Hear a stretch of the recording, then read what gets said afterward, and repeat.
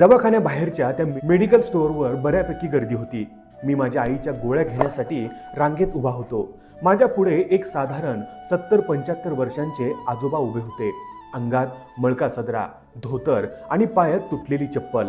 हातात डॉक्टरांची चिठ्ठी घेऊन ते मेडिकलवाल्या पोराकडे केविलवाण्या नजरेने बघत होते. मेडिकलवाला म्हणाला, काका, या चिठ्ठीतली 2 औषधं आणि 1 सलाईन आहे. टोटल 850 रुपये झाले. ते आजोबा गडबडले. त्यांनी खिशात हात घातला. एक लहान कापडी पिशवी काढली. त्यातल्या नोटा मोजल्या, परत मोजल्या. हाताला कंप सुटला होता.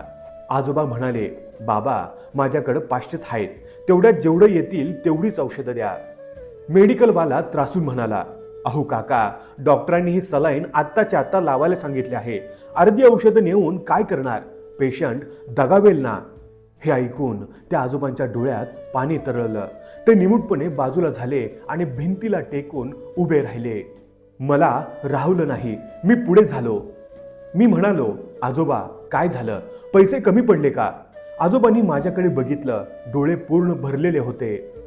होय रे बाळा, म्हातारी आतमध्ये शेवटच्या घटका मोजते.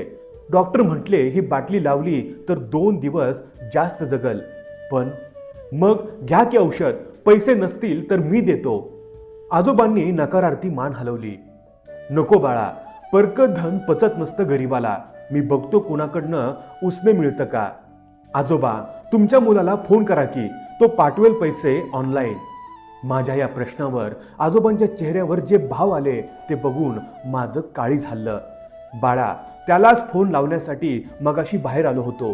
तो म्हणाला, आता वय झालंय तिचं, कशाला फुकट पैसा घालवताय? जितकं जगायचं तितकं जगली ती. तुम्ही सरळ गावी निघून या, मला रजाच मिळणार नाही आता, असं म्हणून त्याने फोन कट केला. मी सुन्न झालो. ज्या आईने पोटच्या गोळ्याप्रमाणे वाढवलं, तिच्या जगण्या मरण्याच्या वेळी मुलाला रजा आणि पैशांची काळजी वाटत होती. मी म्हणालो, मग आता तुम्ही काय करणार? काय नाही बाळा, आमच्या नशिबात हेच वाढून ठेवलंय. जमिनीचा तुकडा विकून त्याला इंजिनियर केला. साहेबाची नोकरी लागली, पण साहेब होताना माणूस व्हायचा विसरला माझा पोरगा. आता 500 रुपयाची औषध घेऊन जातो, उरलेलं देवावर सोपवतो. 50 वर्ष सोबत होती म्हातारी. आता शेवटच्या प्रवासात तरी तिला वेदना नको व्हायला म्हणून ही धडपड. त्यांचा आवाज फुटला होता. मी मेडिकलवाल्याला खून केली. ती सगळी औषधं आणि सलाईन घेतली. बिल मी दिलं. पिशवी आजोबांच्या हातात दिली. आजोबा, हे ठेवा आणि कृपया नाही म्हणू नका. मी तुमच्या मुलासारखा नाही, पण तुमच्या नातवाच्या वयाचा नक्कीच आहे. एका नातवाने आजोबांना मदत केली असं समजा. त्या माऊलीने माझे हात घट्ट पकडले. त्यांच्या खडबडीत हाताचा स्पर्श खूप काही सांगून गेला. बाळा, देव तुला खूप सुखी ठेवो. पण एक सांगू? बोला ना. आजोबा म्हणाले, आयुष्यात खूप पैसा कमव, मोठा साहेब हो, पण आई बाबाच्या म्हातारपणात त्यांची काठी व्हायला विसरू नकोस.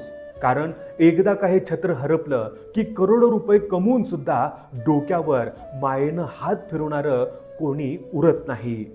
असं म्हणून डोळे पुसत ते थरथरत्या पायाने अतिदक्षता विभागाकडे निघून गेले. मी तिथेच उभा राहिलो. हातात आईच्या गोळ्या होत्या, पण मनात त्या बापाचे शब्द घुमत होते. खरंच घरं मोठी झाली, पण त्यातली माणसं मात्र मनाने खूप छोटी झालीत का? मित्रांनो, या व्हिडिओबद्दल तुमचं मत काय आहे हे आम्हाला कमेंट करून जरूर कळवा.